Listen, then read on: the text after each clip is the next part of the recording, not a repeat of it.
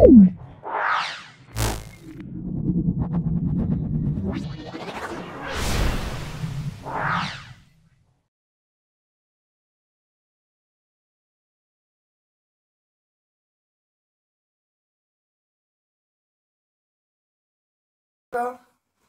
জিলা স্কুল করব। ক্লাস 9-এর প্রত্যেকটা ছাত্রছাত্রীদের বলবো ভিডিওটা প্রথম থেকে ভালো করে দেখো। অবশ্যই ভিডিও থেকে উপকৃত হবে। ভালো লাগলে লাইক করবে, চ্যানেলটাকে সাবস্ক্রাইব করবে, বেল বাটনে ক্লিক করে দেবে। দেখে নাও কোনটি রাশি নয়। দেখো, একটি বুলেটটির ভরবেগ, বুলেটটির ওজন, বুলেটটির বক্রতলের ক্ষেত্রফল। তাহলে বুলেটের ভরবেগ একটা রাশি, ওজন একটা রাশি, ক্ষেত্রফল একটা রাশি। তাহলে একটি বুলেটটা হলো, এটা কোনো রাশি নয়। তারপর দেখো 49.33 গ্রাম, 49.33 গ্রাম এইটা মাপতে ন্যূনতম কটা বাটখারার প্রয়োজন? 49.33 গ্রাম, তাহলে বাটখারাগুলো থাকে 5:2:2:1। তাহলে আমরা দুটো 20 গ্রাম করে ব্যবহার করব। তাহলে 20 গ্রাম করে দুটো, গ্রামের দুটো, দেখো 5 গ্রামের একটা। আবার দেখো 2 গ্রামের দুটো, 2 গ্রামের দুটো, দেখে নাও। তাহলে 20 গ্রামের, দেখো 20 গ্রামের দুটো, 5 গ্রামের একটা, 2 গ্রামের দুটো। তাহলে এটা দেখো যোগ করে দেখো 49 আসছে। এবারে 0.33, 33 mg করব।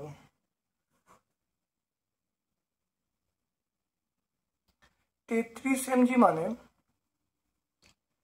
আমরা বলবো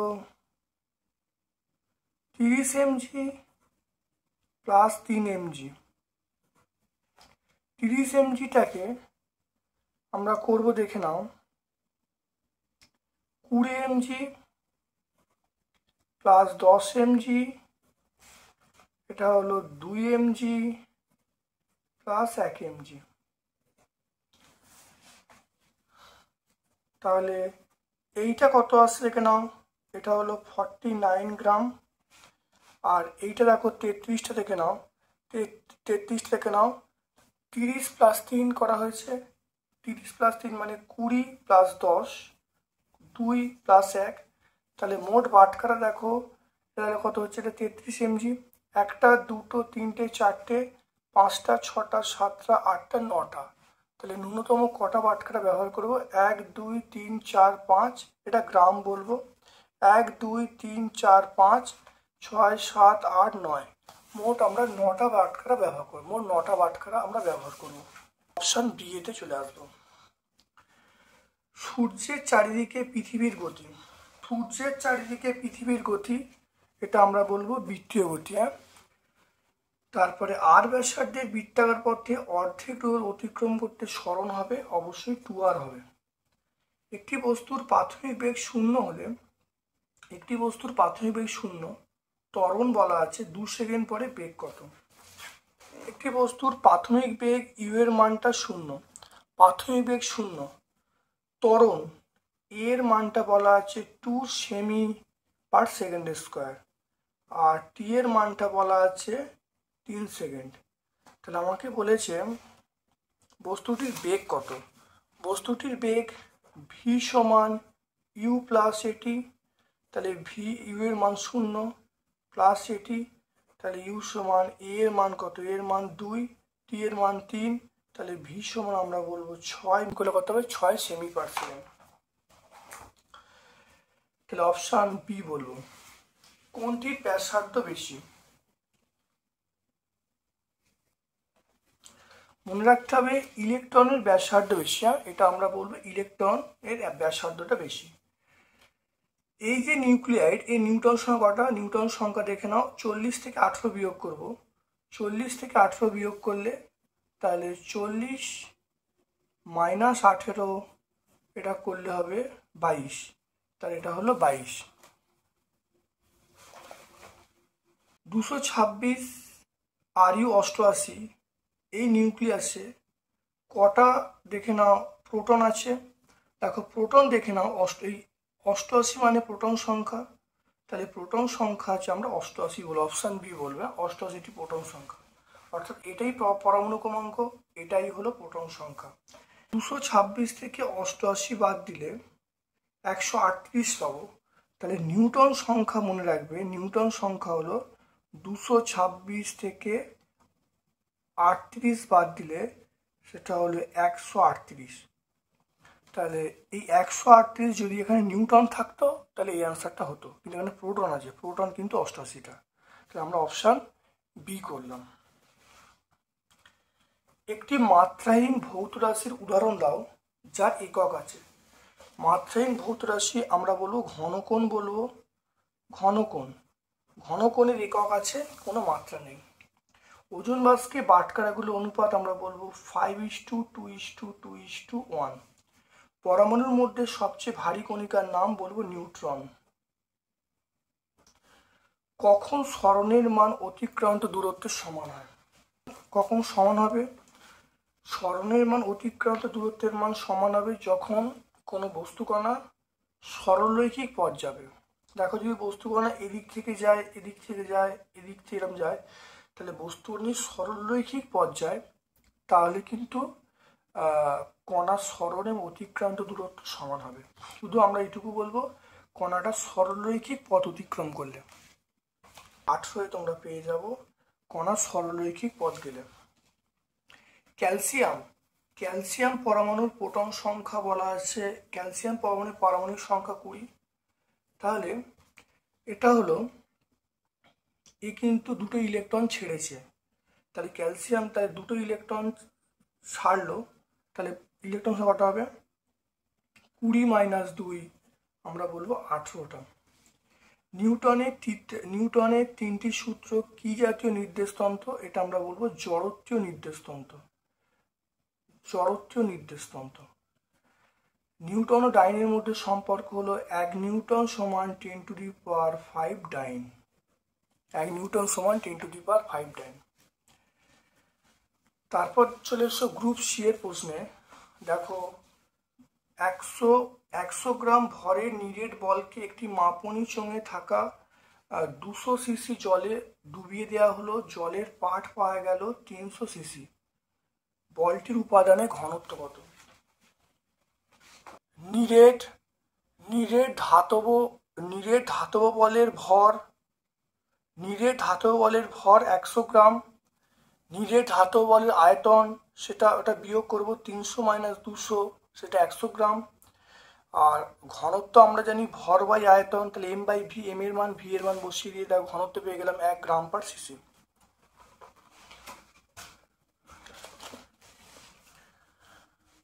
এরপর চলে এসো সাধারণ তুল্য যন্ত্রের সুবিদিতার শর্তগুলো কি কি। Page number 11। দেখো সাধারণ তুল্য যন্ত্রের সুবিদিতার শর্তগুলো আছে, মানে যে তুলা, তাহলে এখানে অনেকগুলো পয়েন্ট আছে। যে দণ্ডটা থাকবে, মানে বাহুটা অনেক বড় হবে, আর তুলা দণ্ডটা অনেক অপেক্ষিত হালকা হবে, সূচকটা তুলনামূলকভাবে লম্বা হবে। এই 3টে পয়েন্ট আমরা বলতে পারি। Page number 11। চলন্ত বাস হঠাৎ থেমে গেলে যাত্রীরা সামনের দিকে ঝুঁকে পড়ে কেন?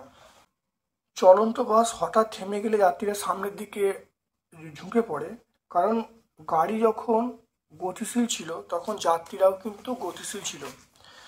গাড়ি যখন হঠাৎ থেমে গেল বা ব্রেক কষলো, তাহলে যাত্রীদের নিম্নাংশ গাড়ির সঙ্গে সঙ্গে সেটা স্থির হয়ে গেল, কিন্তু ঊর্ধ্বাংশ গতিজাড্যের জন্য অর্থাৎ মাথা গতিজাড্য বজায় রাখতে চাইছে। যখনই থেমে গেল তখন যাত্রীরা গতিজাড্যের জন্য সামনের দিকে ঝুঁকে পড়ল। পেজ নাম্বার 31-32 পাবো। এটা শুরু হবে পেজ নাম্বার 31 থেকে, শেষ হবে পেজ নাম্বার 32।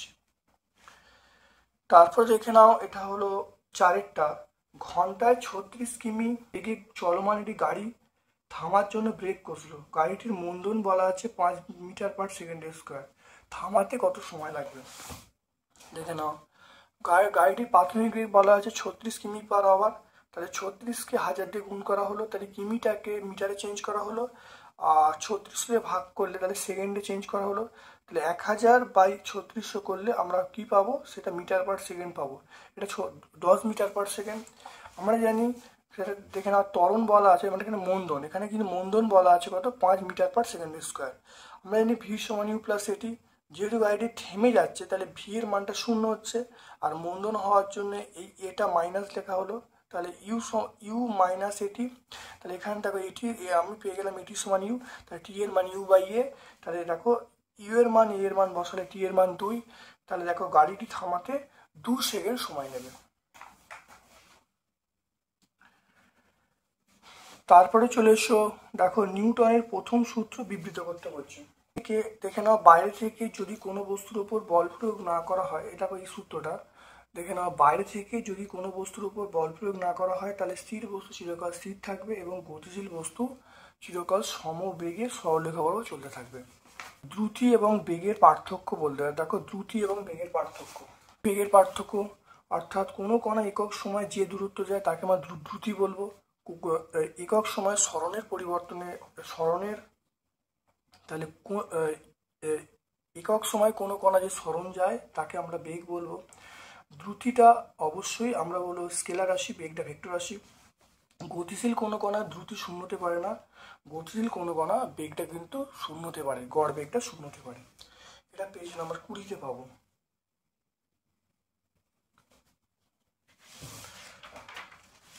তারপর দেখে নাও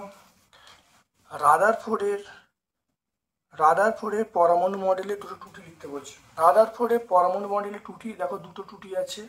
1 নম্বর পয়েন্ট হলো কোনো ম্যাক্সওয়েল বলছে যখন কোনো আহিত কণা নিউক্লিয়াসের চারিদিকে ঘুরবে তখন সেই কণা অনবরত শক্তি বিকিরণ করবে। তাহলে বিকিরণ করলে তাহলে এক সময় সেটা নিউক্লিয়াসের মধ্যে পড়ে যাবে, তাহলে পরমাণুর অস্তিত্ব থাকবে না, নাম্বার 1। নাম্বার 2 হলো যে অনবরত ঘুরতে থাকে তাহলে যে বর্ণালী পাওয়ার কথা সে বর্ণালীটা হলো নিরবিচ্ছ বর্ণালী, কিন্তু বাস্তবে আমরা রেখা বর্ণালী পাই। আমরা এই দুটো পয়েন্ট ব্যাখ্যা করলাম। তাহলে পেজ ক্লোরিন পরমাণুর আইসোটোপ বলা আছে। তাহলে আইসোটোপ বলা আছে এইটা, তাহলে ক্লোরিনের পারমাণবিক ভর 35.5 হয় কেন? তোরটা এখানে দেখো, কারণ এখানে ক্লোরিনের পারমাণবিক ভর বার করার নিয়ম হলো এইরকমভাবে দেখো বার করতে হবে। দেখে নাও, এই দেখো ক্লোরিন পরমাণু এইটা আছে 75.4% আর এইটা আছে 24.6%।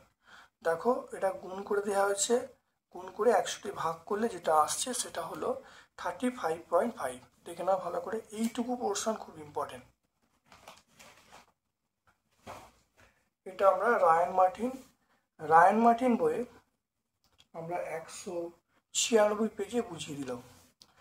তারপর দেখো আইসো বার কাকে বলে উদাহরণ দিতে বলছে। নাও এই দুটো দেখে নাও, এই দুটো উদাহরণ আগে বুঝে নাও। দেখো প্রোটন সংখ্যা আলাদা, ভর সংখ্যা একই, অর্থাৎ যে সকল পরমাণুর প্রোটন সংখ্যা আলাদা, ভর সংখ্যা একই, তাহলে আইসো বার বলবো। তাহলে এই দুটো উদাহরণ বলবো আর সংজ্ঞাটা এটা বলবো। এটা পেজ নাম্বার 71। পরমাণু নিউক্লিয়াসের বৈশিষ্ট্য লিখতে বলছে।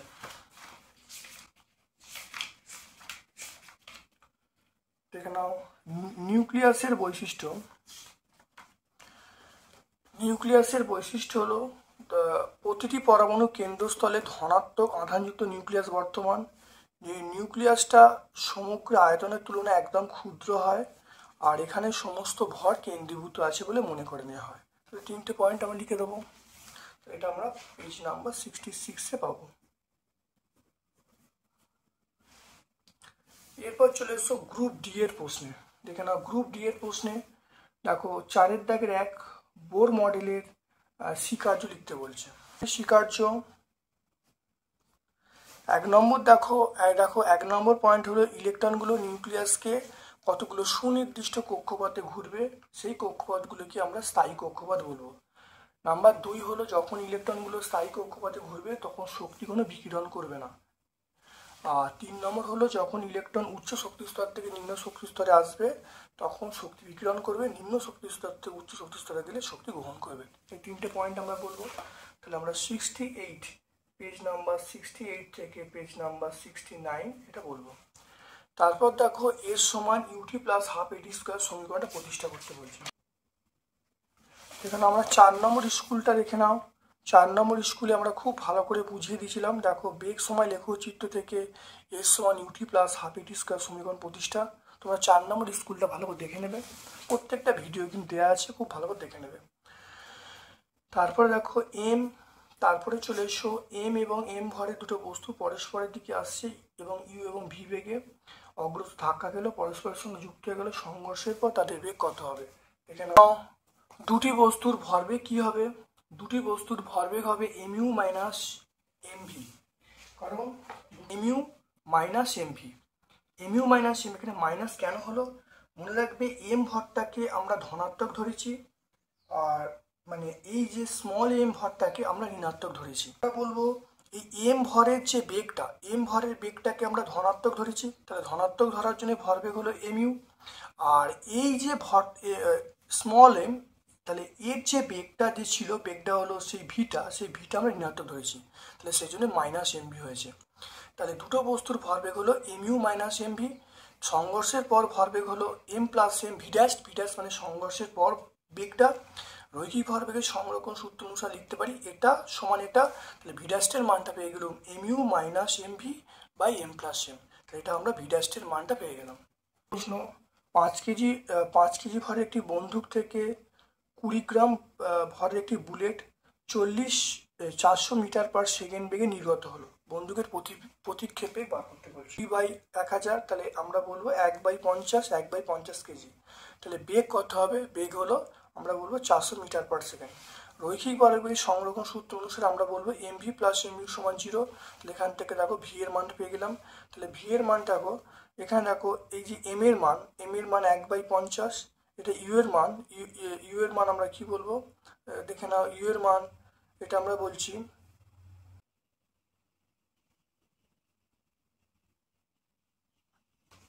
এটা হবে -1.6, তাহলে 1.6 মিটার পার সেকেন্ড। খুব ভালো করে দেখে নাও, খুব ভালো করে বুঝে নাও। তাহলে এটা হলো এম এর মান 1/50, ইউ এর মান আমরা 400 বসিয়ে দিলাম, আর এম এর মান এখানে পেয়ে গেল 5। তাহলে এখানে দেখো ভি এর মান, ভি এর মান তাহলে এখানে দেখো ভি এর মান আমরা পেয়ে যাব, দেখো -40/25, -40/25 মানে মাইনাস এটা হলো 1.6। তাহলে বন্দুকের প্রতিক্ষেপ বেগ হলো 1.6 মিটার পার সেকেন্ড। তাহলে আজকে আমরা মালদা জিলা স্কুল সম্পূর্ণ সলভ করলাম। ভিডিওটা প্রথম থেকে শেষ পর্যন্ত দেখো, অবশ্যই আমার এই ভিডিও থেকে তোমরা উপকৃত হবে।